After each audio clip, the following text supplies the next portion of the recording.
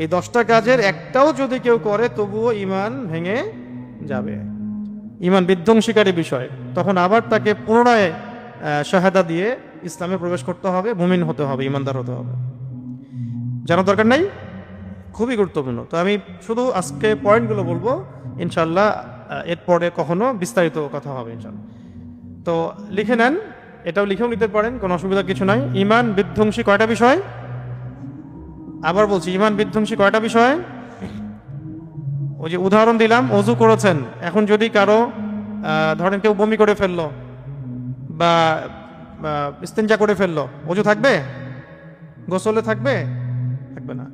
এরকম ঈমান বিধ্বংসী কিছু বিষয় আছে যেগুলো করলে ঈমান বের হয়ে যাবে, চলে যাবে। আল্লাহ পাক এই সবগুলো কাজ থেকে আমাদের সবাইকে হেফাজত করেন। তাহলে এখন আমরা যে কয়েকটা বিষয় বলছি, ঈমান বিধ্বংসী 10টা বিষয়। 1 নাম্বার, আল্লাহর সাথে শিরক করা। আল্লাহর সাথে শিরক করা, ওই যে শিরক নিয়ে তো আলোচনা হয়েছে বিস্তারিত এখানে বেশ কয়েকদিন। তাওহীদ নিয়ে কথা হয়েছে। শিরক মানুষের কথায় হয়ে যায়, কাজে হয়ে যায়, আকীদায় হয়ে যায়, চিন্তায় হয়, দর্শনে হয়, ইবাদতের ক্ষেত্রে হয়। এরকম বহু ক্ষেত্র আছে শিরকের। তো শিরক সম্পর্কে বিস্তারিত জানতে হলে তাওহীদ এবং শিরকের উপর যে কিতাবগুলো আছে এগুলো বাসায় কিনেন, পড়েন। যেগুলো বুঝবেন না আলেমদেরকে জিজ্ঞাসা করবেন। তাহলে প্রথম কথা হলো, আল্লাহ পাকের সাথে শিরক করা যাবে না। শিরক করলে ঈমান ছুটে যাবে। এই বিষয়ে সূরা নিসার মধ্যে 48 নম্বর এবং 116 নম্বর আয়াতে আল্লাহ পাক ইরশাদ করেছেন, ইন্নাল্লাহা লা ইয়াগফিরু আন ইউশরাকা বিহি ওয়া ইয়াগফিরু মা দুনা যালিকা লিমান ইয়াশা। নিশ্চয়ই আল্লাহ তাআলা তার সাথে শিরকের গুনাহ ব্যতীত অন্য যে কোনো গুনাহ যাকে ইচ্ছা মাফ করতে পারেন।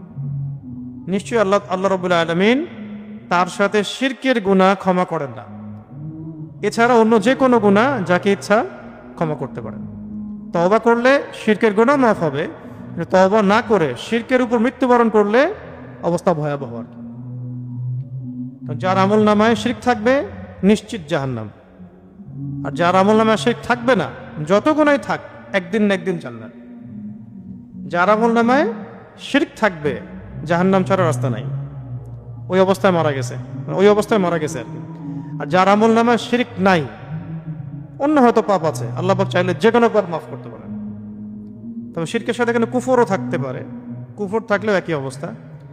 তো এক কথায় সূরা নিসা আল্লাহ রাব্বুল আলামিন বলেছেন যে আল্লাহ রাব্বুল আলামিন তার সাথে শিরকের গুনাহ ক্ষমা করেন না বা করবেন না, এছাড়া যে কোনো গুনাহ আল্লাহ পাক যাকে ইচ্ছা ক্ষমা করতে পারেন। এছাড়া সূরা মাঈদার 72 নম্বর আয়াতেও ইরশাদ করা হয়েছে যে ইন্নাহু মান ইউশরিক বিল্লাহ ফাকাদ হারামাল্লাহু আলাইহিল জান্নাহ। এটা তো আপনারা জানেনই, ওয়া মাওয়াহুন নার ওয়া মা লিয-যালিমিনা মিন আনসার। যে নিশ্চয়ই আল্লাহ রাব্বুল আলামিন বলছেন যে নিশ্চয়ই যে ব্যক্তি শিরক করে, নিশ্চয়ই যে ব্যক্তি শিরকে লিপ্ত হয়, আল্লাহ পাক তার জন্য জান্নাত হারাম করে দেন। নিশ্চয়ই যে ব্যক্তি শিরকে লিপ্ত হয়, আল্লাহ পাক তার জন্য জান্নাতকে হারাম করে দেন এবং তার বসবাস করার স্থান হবে জাহান্নাম বা আগুন। ওয়া মা লিয-যালিমিনা মিন আনসার, এবং জালেমদের কোনো সাহায্যকারী নেই। তো এই শিরকের অনেক প্রকারভেদ আছে, এগুলো নিয়ে ইনশাআল্লাহ পরে কখনো বিস্তারিত কথা বলবো। এর আগেও বলা হয়েছে। তো মনে রাখবেন, মানুষের কথায় শিরক হয়ে যায়, কাজে শিরক হয়ে যায়, চিন্তায় শিরক হয়, আকীদায় শিরক হয়, ইবাদতের মধ্যে শিরক হয়। এছাড়াও গোপন শিরক বা রিয়া, খফি, শিরকুল খফি, এগুলো শিরকের অন্তর্ভুক্ত। এটা হলো 1 নাম্বার, ঈমান বিধ্বংসী 10টা বিষয়। প্রথমটা হলো আল্লাহর সাথে শিরক করা। 2 নাম্বার, আল্লাহ এবং বান্দার মাঝে মধ্যস্থতাকারী স্থাপন করা। আল্লাহ এবং বান্দার মাঝে মধ্যস্থতাকারী স্থাপন করা। আবার বলছি যে আল্লাহ এবং তার বান্দার মাঝে ওই যে তৃতীয় কোনো পক্ষকে দাঁড় করানো। যেমন আবু জেহেলদের যুগে চলে যান, আবু জেহেলরা বলতো কি, আবু জেহেল, আবু লাহাব, উতবা, সাহেবা, তারা বলতো যে মা না'বুদুহুম ইল্লা লিয়ুকাররিবুনা ইলাল্লাহি যুলফা। তাদেরকে প্রশ্ন করা হতো যে তোমরা লাত, উজ্জা, হবল, মানাত এগুলো মূর্তির পূজা কেন করো? তারা বলতো যে মা না'বুদুহুম ইল্লা লিয়ুকাররিবুনা ইলাল্লাহি যুলফা। আমরা তো শুধু এই জন্যই তাদের ইবাদত করি যে এই মূর্তিগুলো আমাদেরকে আল্লাহর কাছে পৌঁছায় দিবে, মানে এই মূর্তিগুলো আমাদেরকে আল্লাহ পর্যন্ত পৌঁছায় দিবে। এই যে মধ্যস্থতাকারী স্থাপন করা, এখনো বাংলাদেশের প্রেক্ষাপটে বহু কবর পূজারী, মাজার পূজারী এইভাবেই এই আকীদাই পোষণ করে না। একটা তো হলো শহীদরা সুপারিশ করবেন, আল্লাহর ওলিগণ সুপারিশ করবেন, নবীগণ সুপারিশ করবেন, মুহাম্মদ সাল্লাল্লাহু আলাইহি ওয়াসাল্লাম সুপারিশ করবেন। এইটা তো আল্লাহ রাব্বুল আলামিনের দেয়া, ইখতিয়ারে করবেন। আর কেউ যদি আকীদা পোষণ করে যে কবর শায়িত ব্যক্তি আমাকে সন্তান দিতে পারে, আমার ভালো মন্দের মালিক, আমার কথা শুনে আমি দোয়া করলে আমার কথায় জবাব দিবে, তো মুশরিক। এই শিরকি আকীদা আর আবু জাহেলের আকীদার মধ্যে কোনো পার্থক্য নেই। বুঝতে পারছি যে আল্লাহ এবং বান্দার মাঝখানে কোনো মধ্যস্থতাকারী রাখা যাবে না। শুধু আল্লাহ এবং বান্দার মাঝখানে আছে নবী সাল্লাল্লাহু আলাইহি ওয়াসাল্লাম এবং তার আদর্শ, এর মধ্য দিয়ে আল্লাহকে পাইতে হবে। সাহাবায়ে কেরামের আদর্শ, তাদের মধ্য দিয়ে আল্লাহকে পেতে হবে, এই হলো বিষয়। এবং আমাদের আকাবির আসলাফদের মানহাজ, এগুলো আমরা ফলো করব। 3 নম্বর হচ্ছে যারা মুশরিক বা কাফেরদেরকে কাফের মনে করে না, যারা মুশরিক বা কাফেরদেরকে কাফের মনে করে না বা তাদের কুফরিতে সন্দেহ পোষণ করে, তারাও ঈমান থেকে বের হয়ে যাবে। ধরেন কোন একজন ব্যক্তি, মুসলমান নামধারী একজন ব্যক্তি যদি মনে করে যে কাদিয়ানীরা আসলে কাফের না, নাউজুবিল্লাহ, এরকম যদি মনে করে তাহলে সেও কাফের, সে ঈমান থেকে চলে গেছে। যদি বলে না আসলে সনাতন ধর্মটা কুফরি না, খ্রিস্টান ধর্ম ওটা কুফরি না, ইহুদি ধর্ম ওটা কুফরি না, মানে ওর কাছে এগুলো ভালো লাগে, তাহলে বুঝেন সেকুলারিজমের মধ্যে থাকার মধ্যে কি বিপদ, কোথায় ঈমান চলে যাচ্ছে বুঝতেই পারছে না। সকালে ঈমানদার আছে, বিকেলে হয়তো কাফের হয়ে গেছে, বিকেলে ঈমানদার ছিল, সকাল হতে হতে কাফের হয়ে গেছে।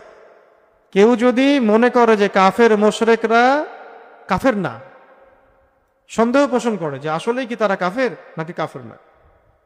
কেউ যদি মনে করে ইহুদি ধর্মও সঠিক, খ্রিস্টান ধর্মও সঠিক, কথিত সনাতন ধর্মও সঠিক, হ্যাঁ, কমিউনিজমও সঠিক, বা জৈন ধর্মও সঠিক, বৌদ্ধ ধর্মও সঠিক ইত্যাদি, আর ইসলামও সঠিক, এরকমও যদি মনে করে, কাফের, ঈমান থেকে বের হয়ে গেল।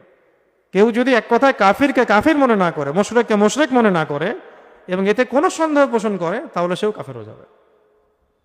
3 নম্বর বিষয়। 4 নম্বরে আসেন। কি এখন কঠিন লাগতেছে না ইসলাম?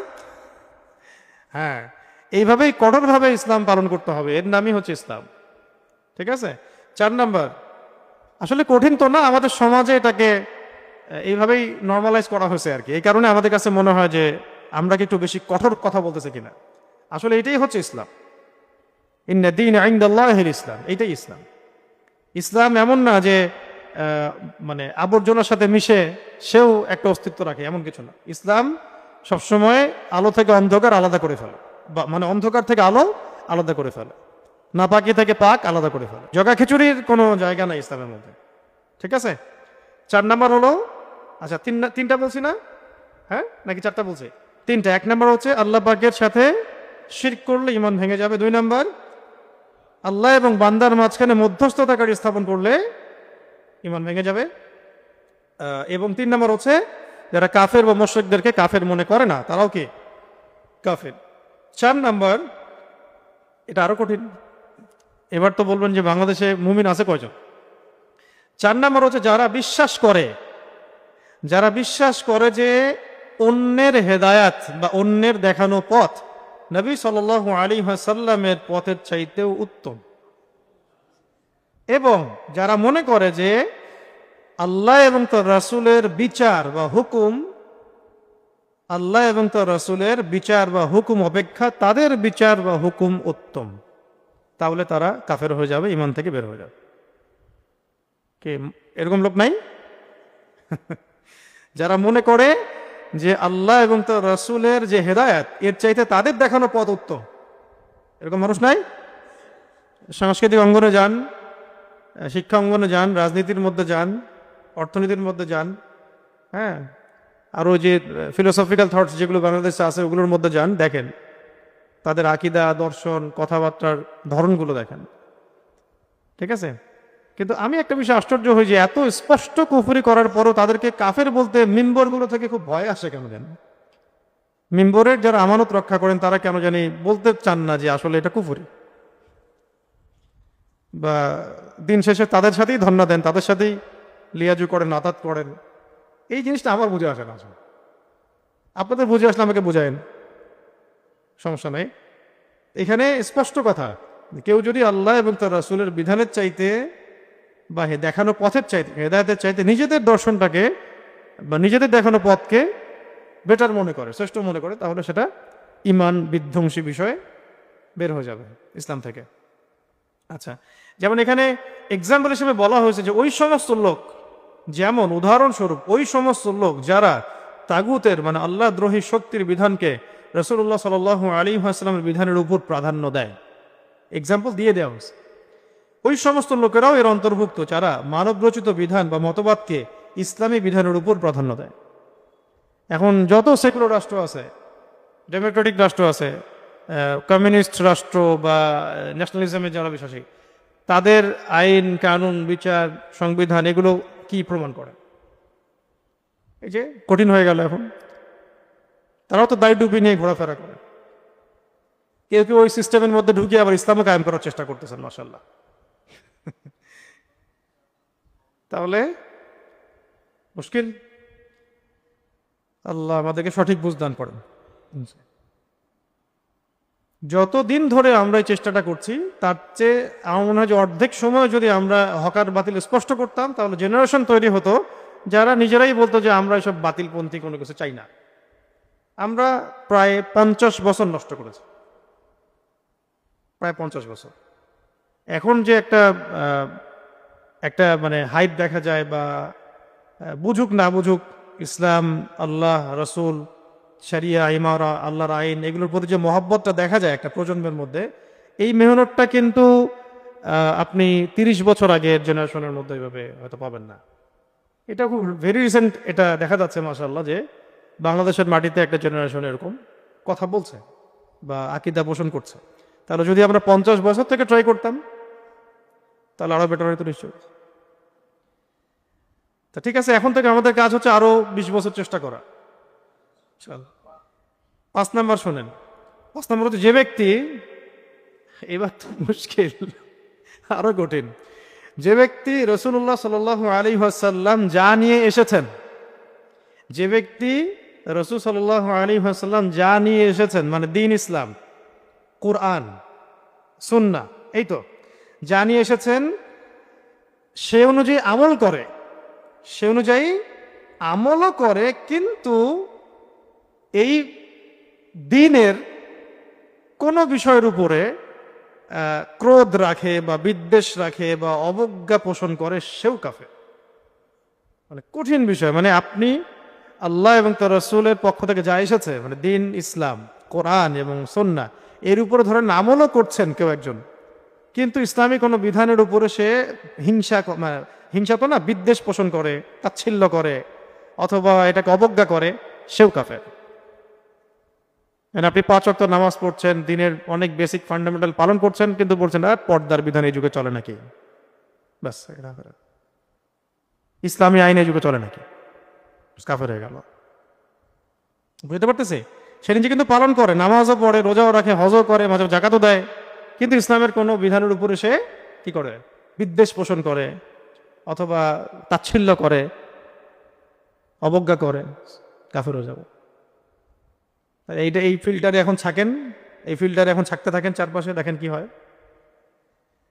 এখানে মূলনীতি বলা হয়, বাকিগুলো আপনারাই আপনাদের ইন্টেলেকচুয়াল জায়গা থেকে বের করবেন। 6 নম্বর হচ্ছে, 6 নম্বরটাও শুনেন, এটা আরো মুশকিল। যে ব্যক্তি রাসূল সাল্লাল্লাহু আলাইহি ওয়াসাল্লামের দ্বীনের কোনো অংশ নিয়ে ঠাট্টা বিদ্রুপ করবে, সেও কাফের। দ্বীনের কোনো অংশ নিয়ে কেউ যদি একটু ঠাট্টা বিদ্রুপ করে, সেও কে, কাফের। দাড়ি রাখছে, এর বললো উদাহরণ আপনার, হুজুর হয়েছিস বেটা, দাড়ি রাখছিস, কি কাকে টিটকারি করলো, দাড়িকে, ব্যাস ইমান হারা হয়ে গেল, ইমান হারা হয়ে গেল। টুপি পরে ঘুরে বেড়াইস, মুশকিল। ইসলামী পোশাক পরছিস, হ্যাঁ, এগুলা পোশাক পরলে মানুষ তো পিছায় যায়, বিশ্ব আগায় যাচ্ছে, তুই পিছায় যাচ্ছিস। হ্যাঁ, নতুন নতুন হুজুরগিরি দেখাচ্ছিস। হ্যাঁ, ইমান বিধ্বংসী কথা এগুলা, ইমান বিধ্বংসী কথা। আল্লাহ পাক কি বলেছেন শুনেন, এটা আয়াত আছে, এই যে কুল আবিল্লাহি ওয়া আয়াতিহি ওয়া রাসূলিহি কুনতুম তাস্তাহজিউন, আপনি বলুন হে নবী মুহাম্মদ সাল্লাল্লাহু আলাইহি ওয়াসাল্লাম, তোমরা কি আল্লাহর সাথে বা আল্লাহ পাকের হুকুম আহকামের সাথে এবং রাসূলের সাথে ঠাট্টা বিদ্রুপ করছো? লা তা'তাযিরু, তোমরা ওযর পেশ করিও না, তোমরা কোনো ওযর পেশ করিও না। কদ কাফারতুম বা'দা ঈমানিকুম, তোমরা ঈমান আনার পরে এই ঠাট্টা বিদ্রুপের মধ্য দিয়ে কুফরি করেছো, আল্লাহ পাক বলছে। আর কিছু লাগবে দলিল? এটা সূরাতুল তাওবার মধ্যে আসছে 65-66 নম্বর আয়াতে। কুল আবিল্লাহি ওয়া আয়াতিহি ওয়া রাসূলিহি কুনতুম তাস্তাহজিউন, বলো তোমরা কি আল্লাহ এবং তার রাসূল বা আল্লাহর আয়াত সম্পর্কে ঠাট্টা বিদ্রুপ করতেছো? লা তা'তাযিরু, ওজর দেখাও না, এক্সকিউজ দেখাও না যে ভুল হয়ে গেছে এই কারণে করছো এই কারণে। কদ কাফারতুম বা'দা ঈমানিকুম, তোমরা ঈমান আনার পরে আবার কুফরি করেছো। তসলিমা নাসরিন টাইপের মহিলাদের কি হবে? এরা যারা শাহবাগী তাদের কি হবে? বামদের কি হবে? প্রগতিশীলতার নামে যারা যারা ইসলাম বিদ্বেষী তৎপরতা কি হবে? প্রথম আলোর কি হবে? পত্রিকার কি হবে? লিখনির কলামগুলোর কি হবে? কার্টুন যারা রাখতেছে ব্যঙ্গ বিদ্রুপ কি হবে? সাতেনদের কি হবে? আপনাদের এখনো মনে হয় যে আপনারা একদম ইসলামী রাষ্ট্রে বাস করেন বাংলাদেশে? আপনারা এখন যুদ্ধক্ষেত্রে আছেন, বুঝতে পারেন না জিনিসটা। ফেসবুকে ঘুরেন তো বেশি, মনে হয় যে খেলাফত তো কায়েম হয়ে গেছে ফেসবুকে। ফেসবুকে তো অনেক খেলাফত তো ফেসবুকে কায়েম হয়ে গেছে, খালি আইনটা বাস্তবায়ন করা বাকি, এরকম মনে হয়। বাস্তবতায় আসেন মাঠে ময়দানে, দেখবেন যে বহু দূর, এখনো বহু দূর। পুরো সিস্টেমটা ইসলাম বিদ্বেষী, পুরো সিস্টেমটা ইসলাম বিদ্বেষী। এখানে আপনারা গোরাবা, আমরা গোরাবা। গোরাবা মানে কি? অপরিচিত।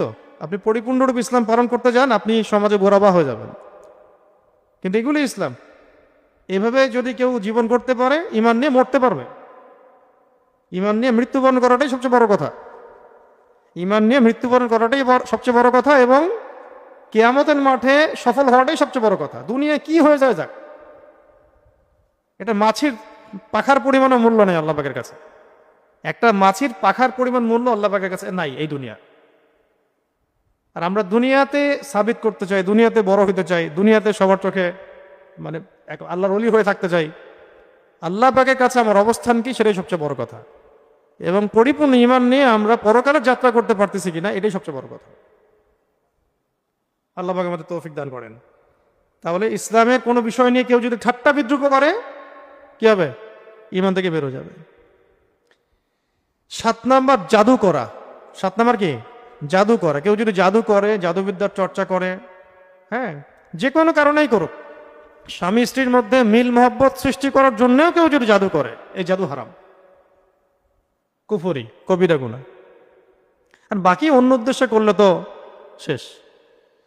তো এটা সূরাতুল বাকারায় 102-3 নম্বর আয়াতের দিকে বিস্তারিত ওই বড় একটা আয়াত আছে, ওয়াত্তাবিউ মা তাতলু শায়াতিনু আলা মুলকি সুলাইমান, একদম পুরো একটা পড়বেন, এখানে পুরো ডিটেলস দেওয়া আছে। তো জাদুবিদ্যা নিয়ে এখানে একটা তালিমে আমি ধরে ধরে সব বলে দিয়েছিলাম যে চিকিৎসার জন্য কি করতে হবে, জাদু কি, কেন। ওই ক্লিপটা হয়তো আছে, আপনারা দেখে নিন।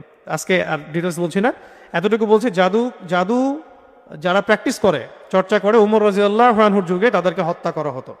এটা হচ্ছে একটা মৃত্যুদণ্ডের সমপরিমাণ শাস্তি আর কি। এটা এখন ঘরে ঘরে ঘরে ঘরে ঘরে ঘরে বলবো না, কিন্তু এলাকায় এলাকায় ঠিকই চলছে না? পোস্টারিং করে, অনলাইনে অ্যাড দিয়ে তান্ত্রিক কবিরাজ এগুলো জাদু করতেছে। এগুলো থেকে বাঁচতে হলে অবশ্যই কোরআনের সাথে সম্পর্ক রাখতে হবে, ফরজ ওয়াজিব ঠিকঠাক মতো আদায় করতে হবে, পাক পবিত্র থাকতে হবে, নিয়মিত দোয়া দরুদ মাসনুন যে জিকির আজগার এগুলো করতে হবে। ইনশাআল্লাহ আল্লাহ পাক এগুলো থেকে হেফাজত করবেন। ঠিক আছে। 8 নাম্বার হলো, 8 নাম্বারটা আরো কঠিন হয়ে যাচ্ছে মনে হয়। 8 নাম্বারটা হচ্ছে যে কাফের মুশরিকদের পৃষ্ঠপোষকতা করা এবং মুসলমানদের বিরুদ্ধে তাদেরকে সাহায্য করা। করলে ঈমান ধ্বংস হয়ে যাবে, ঈমান বের হয়ে যাবে। কাফের মুশরিকদেরকে পৃষ্ঠপোষকতা করা আর মুসলমানদের বিরুদ্ধে তাদেরকে সাহায্য করা। মূলনীতি বলে দিলাম, বাকিটা মিলান। সারা দুনিয়া ব্যাপী আমাদের দেশে, আমাদের অঞ্চলে, আমাদের এলাকায় কাফের মুশরিকদের পৃষ্ঠপোষকতা কারা করতেছে আর মুসলমানদের বিরুদ্ধে তাদেরকে সাহায্য কারা করতেছে? এরা মুমিন না, এরা কোশ্চিন কালেও মুমিন না। বাস্তবতা এরকম আর কি। কখনো কখনো তো আমরা এটাও দেখি যে সামান্য একটু সমর্থনের আশায় কুফুরিকে কুফুরি বলতে ইসলামপন্থীদের অনেকে ভয় পান, কাফেরকে কাফের সাব্যস্ত করতেও ভয় পান, মুশরিকদেরকে মুশরিক বলতে ভয় পান, বরং তাদের মানে কি বলবো, তাদের পিছনে তেল দেন। তাদের পিছনে আপনারা যেভাবে তাদের দাসত্ব করেন, পক্ষান্তরে মুমিন মুসলিম ভাইদের বিরুদ্ধে আপনারা তৎপর। কাফেরদের সাথে আপনাদের যতটা আতাত, মুসলিমদের সাথে তার চেয়ে বেশি বিদ্বেষ। এগুলো ইমান বিধ্বংসী বিষয় আর কি। দেখ, এক কথায় কাফের মুশরিকদের যারা পৃষ্ঠপোষকতা করে এবং যারা মুমিন মুসলিমদের বিরুদ্ধে তাদেরকে সাহায্য করে, তারা কোশ্চিনকালেও মুমিন নয়, ইমান বিধ্বংসী বিষয়। তাহলে মিডল ইস্টের কি হবে, আর ফিলিস্তিন জেরুজালেমের কি হবে? যারা আমেরিকাকে বন্ধু বানাইছে, তারপরে যারা ইসরায়েলকে বন্ধু বানাইছে, ওদের কি হবে? যারা যারা আমেরিকান ঘাঁটিগুলোকে দেশে জায়গা করে দিয়েছে, ওদের কি হবে? আমি মূলনীতি বলছি, বললে তো অনেক কথা বলা যায়, বেশি বললেও সমস্যা। হ্যাঁ হ্যাঁ, আমেরিকার জন্মদিন পালন দেখি নাই, শুনছি একজনের কাছে যে আমেরিকারও নাকি জন্মদিন আছে। আর ও তো সামনে মরবে, ও তো মৃত্যু দিবস সামনে ওর। এটা নিশ্চিত লিখে রাখেন যে আমেরিকার পতন খুবই নিকটে ইনশাআল্লাহ। কিন্তু ওর পতনের পরে আবার আরেক বড় জালেম আত্মপ্রকাশ করতে যাচ্ছে আর কি। ওটা শেষবারের মতো, এটা লাস্ট টাইম। এরপরে আর জুলুমের অস্তিত্ব থাকবে না ইনশাআল্লাহ পৃথিবীতে। সবকিছু একটা শেষ আছে আর কি। তো এটা এমন একটা মানে মূলনীতি, এই মূলনীতির মধ্যে অনেক কিছু পড়ে যাচ্ছে। যারা কাফের মুশরিকদের বিরুদ্ধে যারা কাফের মুশরিকদেরকে পৃষ্ঠপোষকতা করে এবং মুমিনদের মুসলিমদের বিরুদ্ধে ওদেরকে সাহায্য করে, বুঝেন? একদম আফিয়া সিদ্দিকা থেকে শুরু করে ওয়ার্ল্ড অ্যাফেয়ার্সে সব মিলান এর মধ্যে পড়বে না? এর মধ্যে পড়বে। 9 নম্বর, যে ব্যক্তি বিশ্বাস করে, এটা আমাদের সমাজে আছে, যে ব্যক্তি বিশ্বাস করে যে এমন কিছু মানুষ আছে যাদের জন্য আল্লাহ এবং তার রাসূলের শরীয়ত মানার দরকার নাই। হ্যাঁ, এমন আকীদার কিন্তু অনেক মানুষ আছে আমাদের সমাজে। যে কুষ্টিয়া যান, লালনের দরবারে যান, ওরা বলবে যে ওরা তো মুসলমান, এগুলো আপনাদের জন্য, নামাজ রোজা হজ জাকাত এগুলো আপনাদের কাজ, আমরা অনেক উপরে উঠে গেছি। অনেক দরগার মধ্যে এগুলো চলতেছে। বিশাল বড় পীর সাহেব, সমাজ এলাকায় খুব নাম, নামাজ পড়ে না, বলবে যে আমার নামাজ লাগে না, ওটা তোমাদের স্তর, আমি ইয়াকিনের স্তরে পৌঁছাই গেছি। এইরকম আর কি। এরকম আছে না অনেক মানুষ সমাজে। তো এই বিষয়টা খেয়াল রাখবেন যে এই শরিয়া মানতে আমরা সবাই বাধ্য। এমন কোনো ব্যক্তি নাই যে এর ঊর্ধ্বে চলে যেতে পারে। নবী সাল্লাল্লাহু আলাইহি ওয়াসাল্লামকে সর্বশেষ কঠিন অসুস্থতার সময়ও তিনি কাঁধে ভর দিয়ে মসজিদে এসে নামাজ পড়েছেন। এরা আবার কত বড় হয়ে গেল, এদের আবার শরীয়ত লাগে না। আল্লাহ পাক আমাদেরকে সব ভণ্ডামি থেকে হেফাজত করেন। আর সবচেয়ে শেষে সেটা হলো, এটা আমরা এর মধ্যে পড়ে যাচ্ছি আর কি। আল্লাহ পাক আমাদেরকে হেফাজত করেন। সেটা হলো আল্লাহ পাকের দিন ইসলাম থেকে এবং দিনই ইলম শিক্ষা করা থেকে সম্পূর্ণ গাফেল থাকা। এটা আমাদের এবার ইয়াং জেনারেশনকে মিলাবে, এটা আমাদের শিক্ষা ব্যবস্থায় পড়বে যে আল্লাহ রাব্বুল আলামিনের দিন ইসলাম থেকে সম্পূর্ণ গাফেল থাকা। কোনো ফিকিরই নাই দিন নিয়ে, কোনো চিন্তাই নাই, না নামাজ, না তিলাওয়াত, না জিকির, না দিন শেখার কোনো ফিকির, না ওস্তাদদের কাছে যাওয়ার চেষ্টা, মানে কিছুই নাই। দিন নিয়ে কোনো মাথা ব্যথা নাই, দিনের সাথে কোনো কানেকশন নাই। এটা একটা কুফরি, ইমান থেকে বের হয়ে গেছে, ইমান নাই। এখানে এটাও অ্যাড করা হয়েছে ইসলামী শিক্ষা গ্রহণ করা থেকে বিরত থাকা এবং সেই অনুযায়ী আমল না করা। ইসলামী শিক্ষা গ্রহণ করা থেকে বিরত থাকা এবং সেই অনুযায়ী আমল না করা, এটাও ইমান বিধ্বংসী বিষয়। এর মধ্যে আমাদের পুরো কিশোর সমাজ, যুব সমাজ, তরুণ তরুণী সবাই পড়ে যাচ্ছে, শিক্ষা ব্যবস্থাও পড়ে যাচ্ছে এর মধ্যে। তো এই 10টা বিষয় জানা খুব জরুরি। তো এই 10টা বিষয়ে যদি কারোর মধ্যে থাকে বা 10টার একটাও থাকে, তাহলে অবশ্যই খাস বা খালেস তওবা করে বের হয়ে আসতে হবে এবং এই 10টা বিষয় থেকে মুক্ত একটা জীবন গড়তে হবে। এটাই হচ্ছে আমাদের এই দুনিয়ার জীবনের চ্যালেঞ্জ। তো আজকে আমরা খুব অল্প সময়ের মধ্যে কি জানলাম? ইমান বিধ্বংসী কয়টা বিষয়? 10টা বিষয় জানলাম। তাহলে